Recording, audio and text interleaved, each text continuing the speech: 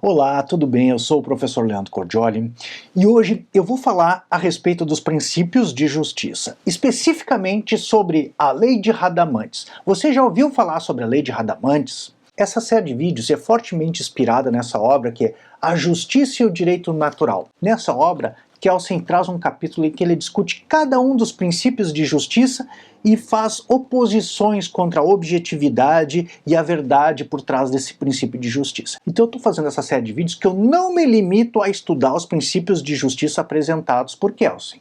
Hoje, especificamente, eu vou falar sobre a Lei de Radamantes. A Lei de Radamantes é apresentada por Aristóteles na Ética Nicômaco, livro 5º, capítulo 5º, quando ele vai discutir o que é a justiça e especificamente enfrentar a tese dos pitagóricos, que dizem que parece que para alguns a justiça é simplesmente retaliação, tal como disseram os pitagóricos. Eles definiram o sentido de justiça como sendo simplesmente fazer alguém passar pelo sofrimento que infligiu a outrem. Esse princípio de justiça dos pitagóricos ele tem um apelo para a igualdade, ou seja, quando alguém inflige ao outro um sofrimento, acaba gerando uma certa desigualdade. Ele tem o benefício, entre aspas, de ter imposto a sua vontade, enquanto o outro que sofreu esse dano o sofreu sem a sua própria vontade. Logo, existe uma desigualdade aqui. E o princípio pitagórico, ele apela exatamente para uma igualdade absoluta. Muitos já devem ter ouvido falar naquela famosa regra do olho por olho e dente por dente, que se extrai do Código de Hammurabi. Se você ferir o olho de uma pessoa, você deve ter o seu olho ferido. Se você tirar o dente de uma pessoa, você deve ter um dente retirado.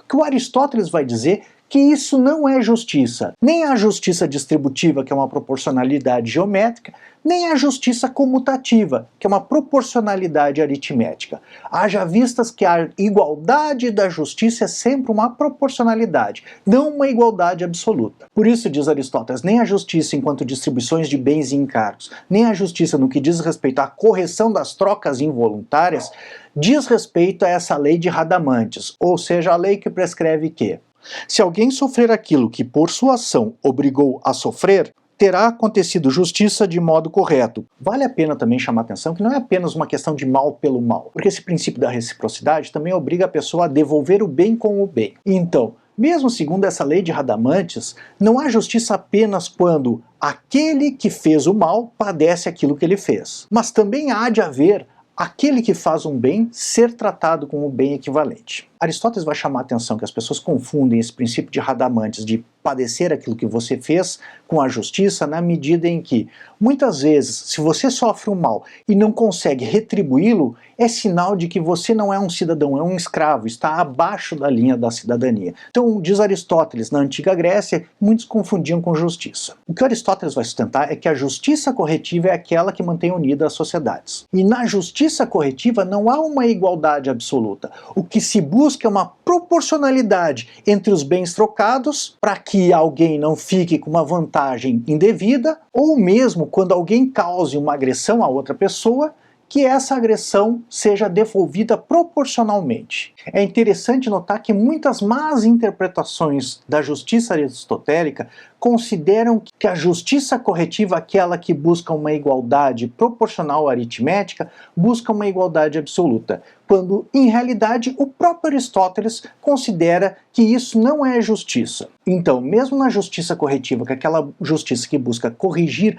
as desigualdades que foram provocadas sem a vontade da vítima, por exemplo, quando alguém rouba de outra pessoa um bem que lhe pertence, a justiça corretiva vai incidir nessa situação, buscando devolver aquilo que foi tirado a quem foi prejudicado. Muitas vezes, por exemplo, como no homicídio, aquilo que foi tirado não pode ser devolvido mais. Então, segundo Aristóteles, aqui não há que se pensar na justiça de Radamante, ou seja, aquele que fez deve padecer aquilo que ele causou de dano a outra pessoa, mas deve, isto sim, sofrer alguma coisa proporcional. Por exemplo, no caso do direito brasileiro, a pena para homicídio prescrita no artigo 121 do Código Penal é a pena de restrição de liberdade. Então, aquele que tira a vida de outra pessoa está sujeito a ficar recluso de 6 a 20 anos. Vale também pesar que uma justiça proporcional, que busca igualar os bens proporcionalmente, mas não uma igualdade absoluta,